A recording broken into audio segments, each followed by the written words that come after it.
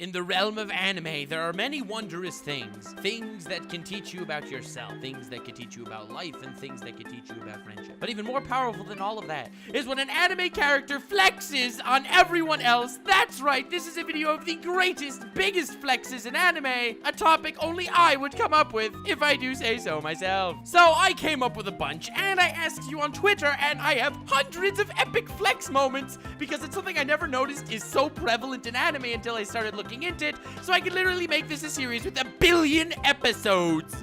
Not exaggeration whatsoever. So, provided that this one gets 15,000 likes, the second episode will be coming out within the week of uploading this one. That strategy never seemed to fail me in the past. I just realized I'm flexing on you that I got so many likes on my previous videos. I guess it kind of fits the topic. But in any case, without further ado, let's get into the meat and potatoes of the biggest, baddest, most badass flexes in anime. The first flex I want to talk about is something I feel like is immediately on everyone's mind, and that is Sosuke Aizen from Bleach. I mean, this guy's crazy powerful, he's strong and all, but the fact that before Ichigo fights him in the final battle, Aizen has to say, I have actually planned your entire life out before you. I was the one who set every opponent to fight you to make you at your absolute strongest, since I sensed you have the ability to be the strongest among everyone, just so I can absolutely squash you to show my power. Why, you ask? For the pure ability to flex on you now. His strategy, setting opponents against Ichigo from birth until this point to make Ichigo the pinnacle of human strength, is literally just to flex on him now, telling him, I did that to you and now I'm gonna destroy you. How anime is that? Aizen has like all these brilliant epic plans, right? He wants to destroy the Soul King and take over the Soul Society and rule the world and whatever the hell, but also he had the time to set up this whole obstacle course for Ichigo to get to this point purely to show that he's actually stronger than Ichigo, even though he made Ichigo as powerful as he could possibly be. Aizen is the ultimate tactician, and this had absolutely, literally nothing to do with his whole strategy, but it was still badass, and we love Aizen for it. But this wasn't the only Aizen flexing scene. When Aizen first turned out to be, the spoilers, traitor, and he was wiping out captains willy-nilly, Ichigo, with his newfound Bankai, with this epic theme song blaring in the background, attacks Aizen full speed. Aizen blocks the attack with the finger. I mean, Aizen could have let the attack hit him and do nothing. Aizen could have teleported behind him and slashed him like everyone else in the series does. But no, Aizen had to block it with a finger. Literally more effort is put into lifting a single finger than picking up his entire hand, but he just had to do that because that's the ultimate flex. So Aizen gets a score on the flexometer of 4 dabbing Soul Reapers out of 5. Next flex! And I have plenty more from Bleach, but I'm only gonna do one per series for now to spread things up over the next few episodes of the greatest flexes in anime. In Yu Yu Hakusho, there is a villain named Taguro. He is this big muscular dude with really cool sunglasses, and when he's offered alcohol, instead, he asks for orange juice, which in itself is quite the flex, but what I'm talking about is more on the mathematical lines. When Taguro starts fighting Yusuke and says, ha, I'm stronger than you and I'm only using 20% of my power, you all knew I was gonna bring this up. That is literally flexing incarnate, and it totally went under my radar as being pure flexing until I started working on this video. There's absolutely no purpose to it whatsoever, aside from just basically letting his opponent know how outclassed he is. I mean, Taguro in his fight with Yusuke is growing in power constantly. Every time it turns out Yusuke's stronger than he thought, he's like, okay, now I'm gonna go to 45% of my power, 60% of my power, 80% of my power, until eventually he's at 100% of his power. He looks like a roided out train wreck. He's at 100%, they're fighting hard, and then Taguro unleashes the ultimate flex of all time and says to Yusuke, well, remember when I told you I was at 100% of my power before? Actually, I lied, and this is only 85% of my power. And then he gets 15% stronger, which isn't exactly how math works. However, it was the ultimate flex. It's like if you're at an auction and you tell your opponents how much you have. You only have $10,000. And as the auction goes on, you say, remember when I said I only had $10,000? Well, actually, I had $12,000 all along. And then you eventually lose because the other guy has $15,000. That's what Yusuke did to Taguro. Very cool, Yusuke. Regardless, the flex was dope. The whole idea of only using percentages of your power in increments is so hilarious. Taguro, how do you know it's exactly 20% of your power? Well, I don't really know. I'm just kind of saying it to scare the crap out of Urameshi, and it's working! And that, ladies and gentlemen, is the ultimate flex. Toguro gets a score of 10 woke god babies out of 12. Next, from Naruto, we have our bad boy, Kakashi Sensei. And this guy was fighting Team 7 while reading probably doujinshi. He didn't have to do it. He probably couldn't focus on it while casting all his different genjutsus and shiz, jumping around, laying traps and whatever, but he was holding it purely to infuriate them and let them know exactly how ahead of the game he is. Kakashi reading his doujin is just flexing on the little guys, and it's beautiful because while I originally saw that bell test as so badass, Kakashi's this epic dude with this cool mask who can even defeat Team 7 while reading a book. But now, after looking at it like this, he's literally just flexing for no reason. As a YouTuber, one grows to hate flexing because other YouTubers do it a lot. I don't blame them. They have a lot of numbers on their side. But hey, it's infuriating for the underdogs. And then you see Kakashi, one of the role models of old, just flexing on Team 7 the entire time, and it gets even better. At the end of the bridge builder arc in the Land of Waves, when Zabuza and Haku were both killed, there was still a bunch of ruffians trying to mess with the random villagers. Naruto wants to stand up against them and uses the Shadow Clone Jutsu, making like 5 Narutos. Very cool Naruto. And then Kakashi, who's like half dead, used a bunch of Raikiris, summoning jutsus, clones, Sharingan, everything. He's like, oh, I have a little chakra left, not a lot.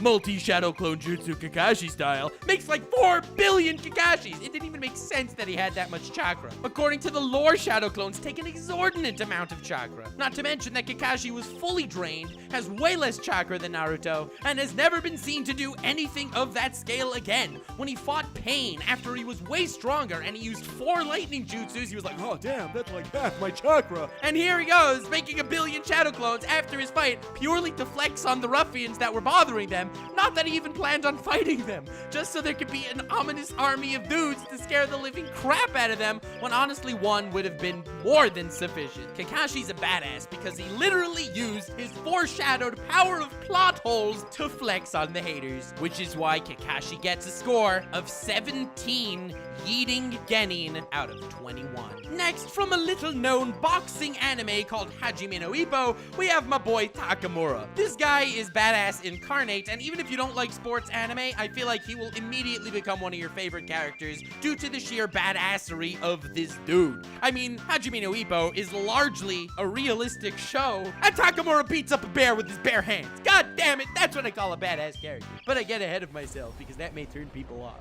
In one of his fights, after vacating the throne of Japanese champion to enter the world championship, his first opponent is this powerful dude who I don't remember their name because, well, he doesn't fare very long against Takamura. And Takamura, a righty mind you, decides to beat him only using his left hand so Zawaldo could know exactly of his presence. Takamura doesn't just flex to prove he's more badass. He flexes even in the plot itself to scare the crap out of the world, and you know I'm serious because I said the world, not Zawaldo.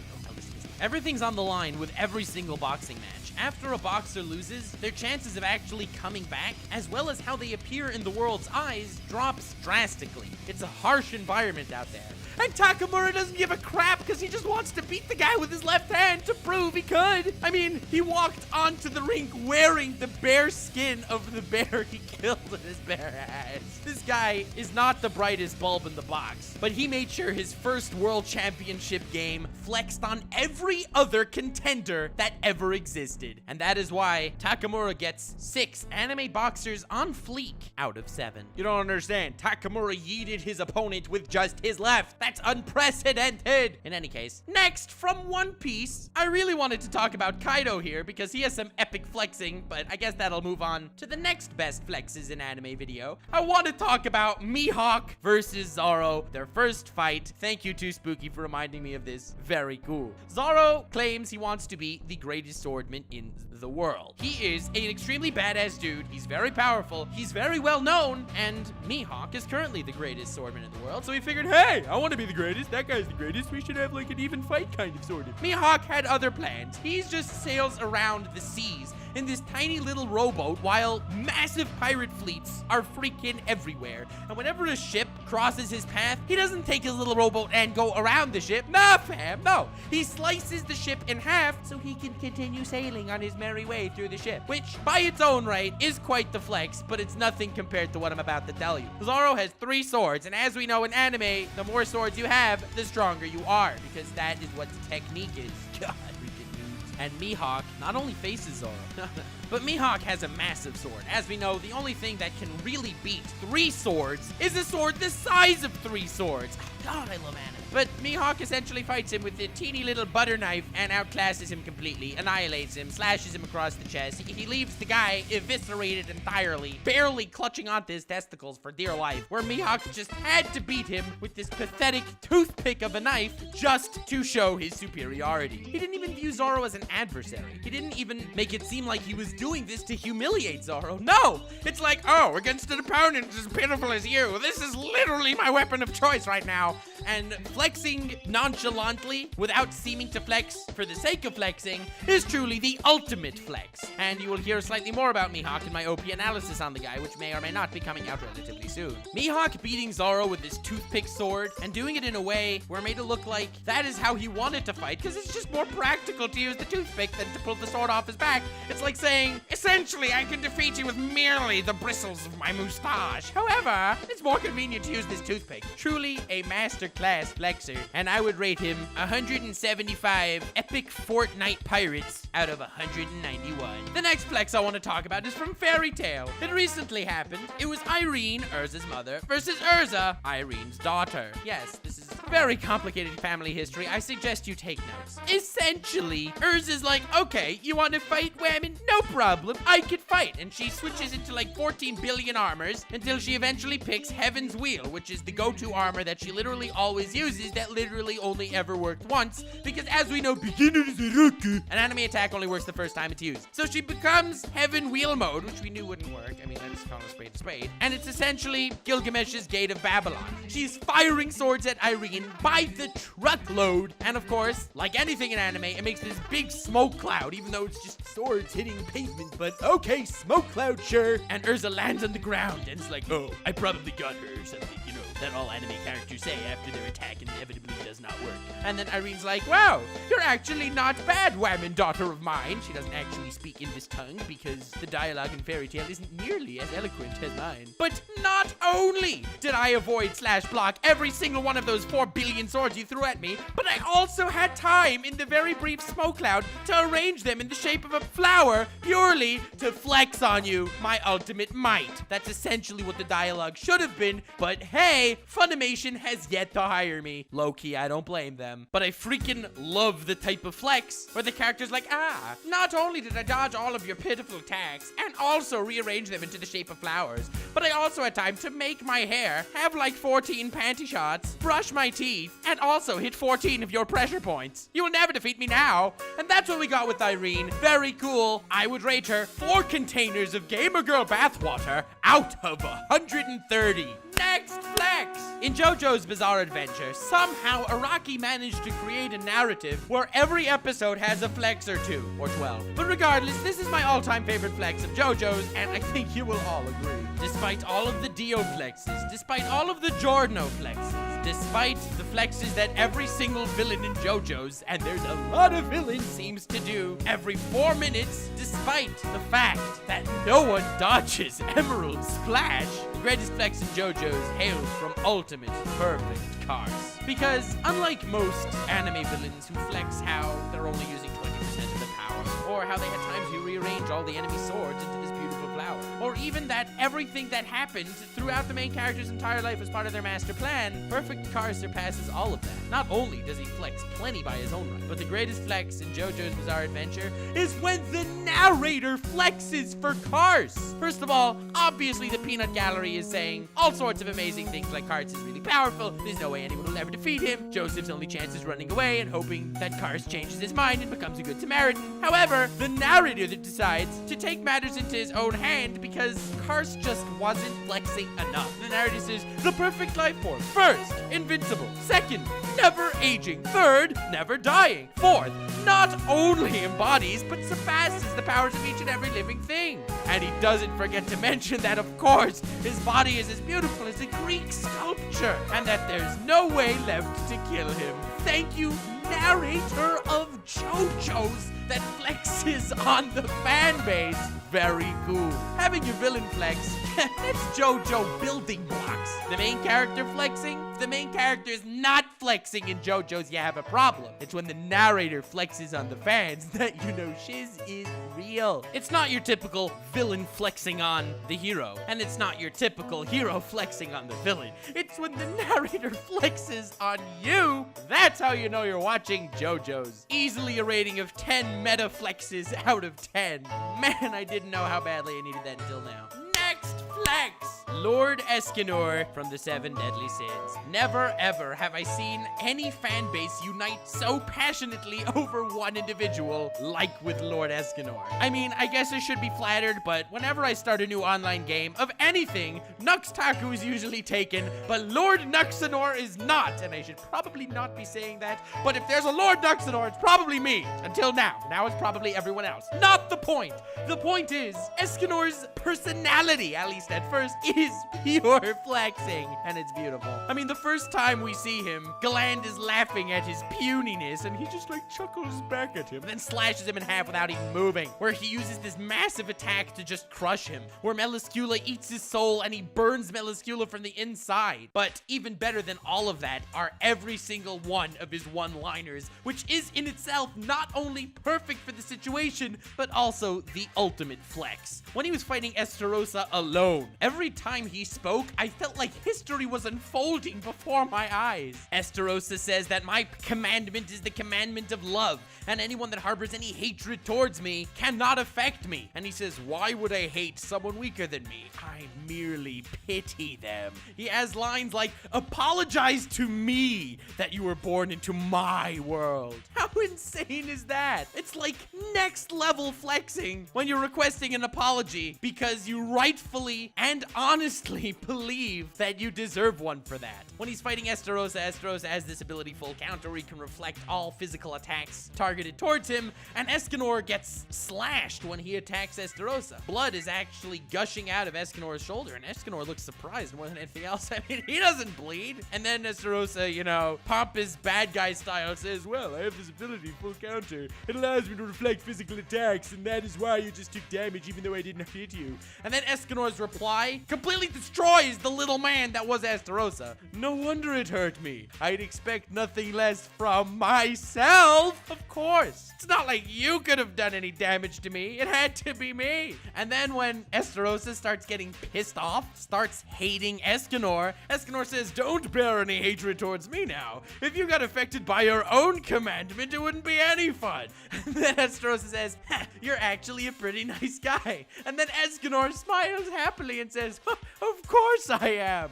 Literally every line is the ultimate flex, destroying his opponent. And of course, there is my all-time favorite among the infinite amounts of them, is when Estarossa is trying to flex on Escanor. Oh, big mistake, my boy. Don't flex on the Flex Master. Escanor is literally the Phil Swift of anime, saying, my darkness power has swallowed up your sun attacks, and also my full counter can reflect your physical attacks. You have no chance. So Escanor, he could have chosen one of the two, but instead he decides to use a physical attack too fast for Estarossa to even see, and therefore can't use full counter on it. And then increases his sun's power so much the darkness cannot cover it up, thereby negating both of Estarossa's attempted flexing, and says, my mighty attacks cannot reach thee? And who decided that? My blazing sun was swallowed up by a speck of darkness. Who decided that?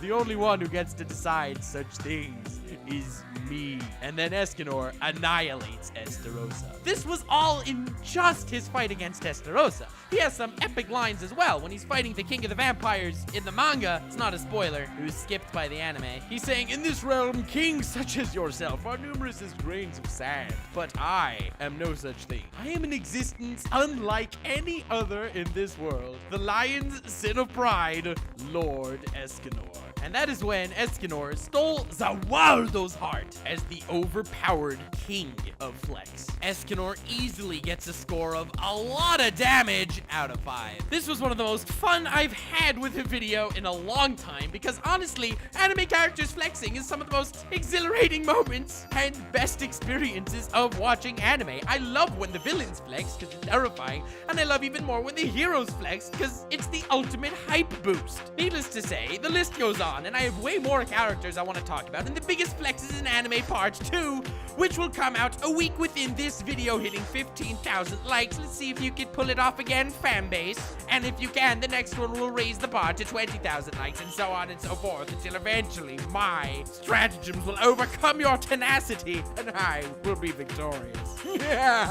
So please like and please subscribe if you enjoyed this video. More will come. I figured this is a good place to end it because you can't top Escanor. I am having so much fun making content. I feel like, honestly, that is the best sign to content actually being enjoyable. So I hope you enjoyed. Hope you had a good time. Don't flex too much, at least on purpose, because it looks way more badass if you're flexing by accident. And remember to stay weird, fam.